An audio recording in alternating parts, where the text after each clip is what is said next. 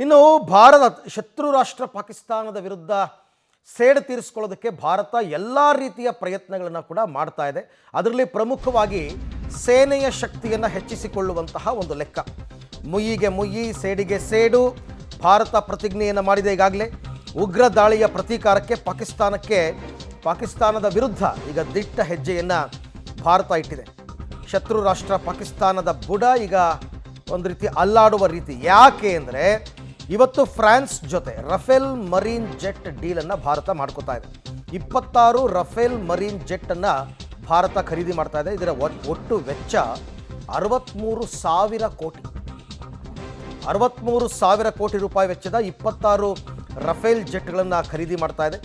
INS Vikrant ಒಂದರಲ್ಲೇ, ಆ ಹಡಗಲ್ಲೇ ಒಟ್ಟು ಒಂದು 50ಕ್ಕಿಂತ ಹೆಚ್ಚು ಈ ರಫೇಲ್ ಯುದ್ಧ ವಿಮಾನಗಳನ್ನ ನಿಲ್ಲಿಸ್ಕೋಬಹುದು. ಅದಕ್ಕೋಸ್ಕರ ಅದರ ಶಕ್ತಿಯನ್ನು ಹೆಚ್ಚಿಸೋದಕ್ಕೆ ಅನುಕೂಲ ಆಗುತ್ತೆ.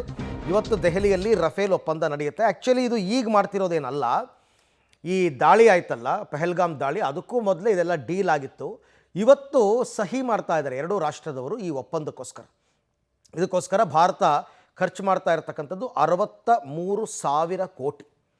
63,000 ಕೋಟಿ ರೂಪಾಯಿ ವೆಚ್ಚದಲ್ಲಿ ಒಟ್ಟು 26 ರಫೇಲ್ ಜೆಟ್. ಈಗ ನಮ್ಮಲ್ಲಿರ್ತಕ್ಕಂಥ ರಫೇಲ್ಗಳೇ ಪಾಕಿಸ್ತಾನವನ್ನು ಹೊಡೆದುರುಳಿಸೋದಕ್ಕೆ ಶಕ್ತಿ ಸಾಮರ್ಥ್ಯ ಇರ್ತಕ್ಕಂಥವು. ಸೊ ಅದರ ಜೊತೆಗೆ ಇನ್ನೊಂದು 26 ಆ್ಯಡ್ ಆಗುತ್ತೆ. ಅದೆಲ್ಲ ಈಗ ಬರೋದಲ್ಲ, ಅವೆಲ್ಲ ಇವತ್ತು ಡೀಲ್ ಆದರೆ ನಾಳೆ ತಂದು ಕೊಟ್ಬಿಡ್ತಾರೆ ಅಂತಲ್ಲ. Over the period of time ಅದೆಲ್ಲ ನಿಧಾನಕ್ಕೆ ಭಾರತಕ್ಕೆ ಬರ್ತಾ ಹೋಗುತ್ತೆ, ಹಂತವಾಗಿ. ಈಗಾಗಲೇ ಭಾರತದ ಬಳಿ ರಫೇಲ್ ಇದೆ. 2019ರಲ್ಲಿ ಭಾರತ ಪುಲ್ವಾಮಾ ಅಟ್ಯಾಕ್ ಎಲ್ಲ ಆದಾಗ ಇರಲಿಲ್ಲ ಇವೆಲ್ಲ ನಮ್ಮ ಹತ್ರ. ಆದರೂ ಏರ್ ಸ್ಟ್ರೈಕ್ ಮಾಡಿ ಗೆದ್ದಿದ್ವಿ ನಾವು. ಈಗ ರಫೇಲ್ಲೇ ಇರೋದ್ರಿಂದ ಅವ್ರು ಏನೂ ಮಾಡೋಕ್ಕಾಗಲ್ಲ.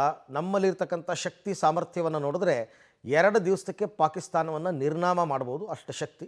ಅದರ ಜೊತೆಗೆ 26 ರಫೇಲ್ ಜೆಟ್ ವಿಮಾನಗಳು, ಯುದ್ಧ ವಿಮಾನಗಳು.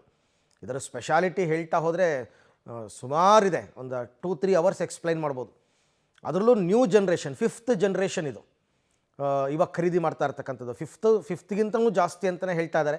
ಹೆಚ್ಚು ಕಡಿಮೆ 6ನೇ ಜನರೇಷನ್ ರಫೇಲ್ ಯುದ್ಧ ವಿಮಾನಗಳನ್ನು ಭಾರತ ಈಗ 63,000 ಕೋಟಿ ದುಡ್ಡು ಕೊಟ್ಟು ಖರೀದಿ ಮಾಡ್ತಾ ಇದೆ.